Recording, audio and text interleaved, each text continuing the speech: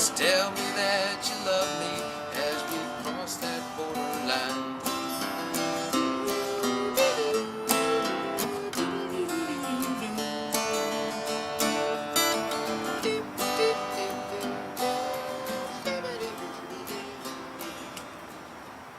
Hello, I'm Dan Whitney with Whitney Masonry here in Sacramento, and also the masonry instructor for Foothill High School, which class just started last September, and which I'm glad to be a part of. Today we're going to be going over some masonry tools on the display, making mortar, and then also laying a couple of courses on a wall that Tom has built in his backyard. We'll start off here with making the mortar, which is type S, 2000 psi, and we'll cut the side of the bag here with a shovel.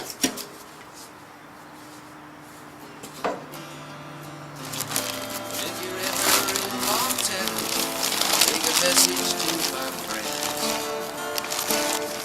that the glamour of the city is empty as a wind.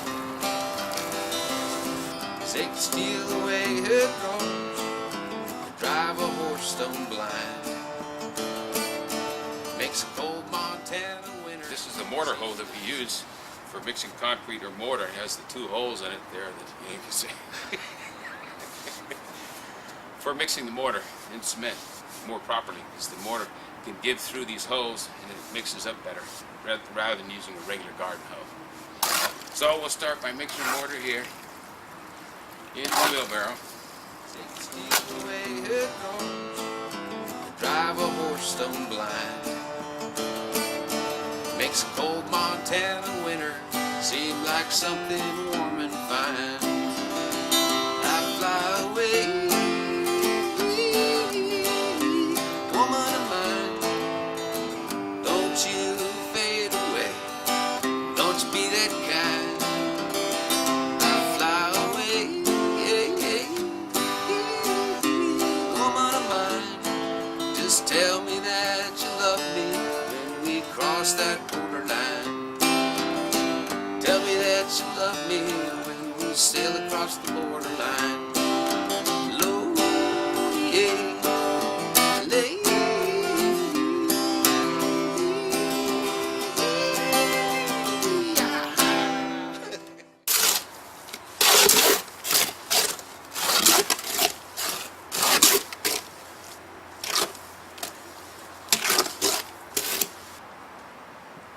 Here we have a display of our mason tools that the mason uses. Good selection of them. And we have here is a mason's trowel for applying mortar onto brick, block, or stone surfaces. We have the pointing trowel for pointing up smaller places that you need for raking out stuff, mortar joints and stonework. It comes in handy for working on old historical buildings. It works good for the lime and sand type mortars that need to be repointed in some of the buildings downtown. This is a handy tool. We have the margin trowel. This is what we use for hard to get to margins when you want to scrape them off nice and level and stuff. The margin trowel comes in real handy. It also works good for clean out holes in the bottom of block cells to clean out debris when the inspector wants to see if the cells are clean in a block wall structure. Then we have tuck pointers, various sizes of blades on them.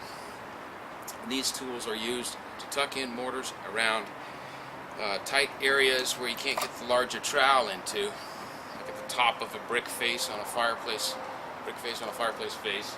We would tuck point, use our mason's trowel here to get mortar on here, flatten it down a bit. Take our tuck pointer here, trowel off with our tuck pointer mortar into the small little crevice. Handy tool. But now it's been taken place by a grout bag, which is a lot faster, but we still use the tuck pointers occasionally for applications that are needed. Then we have the brick joiners here, 3 different types. We've got the V type for a V groove type mortar joint, which is preferred by some architects on buildings. We have the concave joiner, which is the most commonly used, which gives a round concave finish, which is good weather. type finished on there. And then we have the rake type joiner, which rakes out your mortar joints within the brick area, where you scrape out the mortar joint and it comes out to a nice squared off finish, recessed, which is good. It's a raking tool. Also, this is another raker tool. It's the roller skate type, where you can adjust the nail to a certain depth by turning this little screw key here, and this will enable you to get a nice even rake joint within your bricks. Your head joints here and then your bed joints here being raked. Then we have Mason's chisels here. This one here is a brick set. The brick set is used for cutting brick. You don't mind if I cut a brick, do you, Tom? Okay. We use that for cutting certain types of brick. This one's got a crack. This one like that. To cut a brick. Hopefully you'll have a cut in here. I can show you. Set it here. Make a nice cut, clean cut for brick work. And then we use this for building fireboxes, cutting the rake fire brick. Then we have the cold chisels that we use for demolition and stuff that has to be cut out, or something that needs to be etched out in masonry. Then we have the different mason brushes. This would be a cleaning brush for cleaning up the work. The scraper on it, wire brush. Here's another wire brush that we use for after you rake out the joints in stone work. You'd use this wire brush and cleans up the stone around the joints. Really nice. It's a good brush, and you can use it for some types of brick. Use brick. It's a good cleaning brush. If you don't want to use a sponge, sometimes if you use a sponge on the bricks, you'll smear the surface a little bit. Then you'll have to come back and clean it off with a little bit of muriatic acid to water solution. Here's a whisk broom they use for stone work, and for some type of brick, like raked out mortar joints on used brick. I use this whisk broom. It comes in quite handy. Then I have the smoother type mason's brush here. We use this for block work. After we lay our block, we brush off our wall like this. It's the mortar joints that are looking really good and uniform. Then we have our levels. I've got this is a 42-inch. It's a Crick brand. It's probably one of the best brands you can get. The best to work with. You notice when you buy a good tool, it really saves a lot of work if you've got the right tools for your trade. This is for large work, for building leads, corners on buildings, and this type of work here where we have a round serpentine shape here on this planter. We can't use a bricklayer's line, so we're going to use a level. It'll be all level work in that particular, which we'll show you here in a minute. Then we have a 2-foot level, which is good for columns and stuff, short areas that need a shorter level. It's easier to pick up, grab, each time to level something off. They come in handy. For long plumbing work, though, the longer level is better to plumb large, vertically long areas. Then we have the torpedo level, which is used for cross leveling your bricks like this, which comes in handy. Then we have the bricklayer's line, which we use for stringing between two areas, two leads on a wall, which is, we have a line iron here. I can show you on these shorter ones. This is the same type of line iron here. This is for an 8/16 block, and this is for a 6-inch block. This is for 6-inch and then 4-inch block. Then we have line blocks, which is used for brickwork. If you're running a couple of leads, you can attach these on the end of the brick lead, or like running a fireplace face. You run your leads up on each end, and then you run your line in here to your line block. Bring it around a couple times like this. Back over here. Locks your line into place. Then you hook this on one end, drag it through, adjust the other one to the right tightness that you like. You don't want to have a sagging line, or else you get a masonry work that's got a sag in it. We have the pencil. We use a framer's pencil we use for marking bond marks or height marks for elevation. We have the mason's tape, or tape measure, should I say. Yeah, the carpenters use it. Has it marked off with the red marks for every 16 inches, which they use for studs for framing, and you can use that also for Mason 8816 block work, because it lays out to 16 inches with your 3/8 inch head joint, mortar joint. Blocks are about 15 and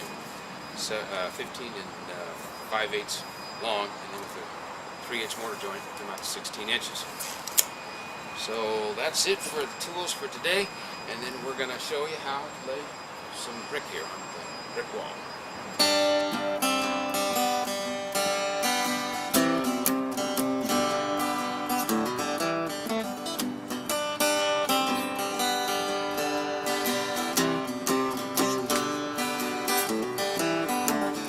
Time drags on by when it's cold and bitter. I cried my eyes out trying to write this letter. So when you take all your love and you give it away, there's nothing I can do. And the walls that you built from the feelings of your pain, darling, I can hardly get through to you. So I keep on down that road till I find another. Keep on down that long winding road, clouds and stormy weather.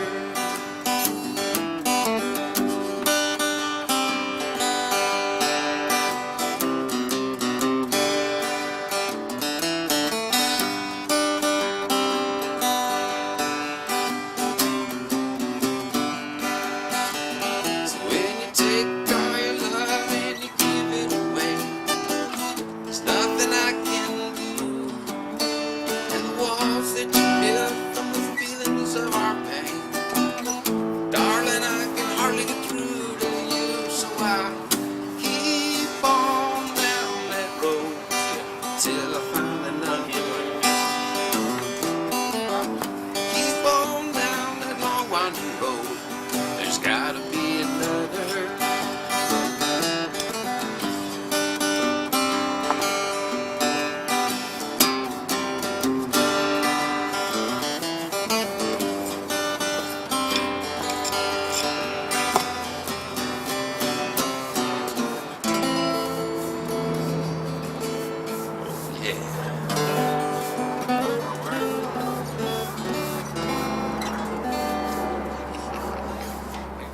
And there we have it for Tom's planter.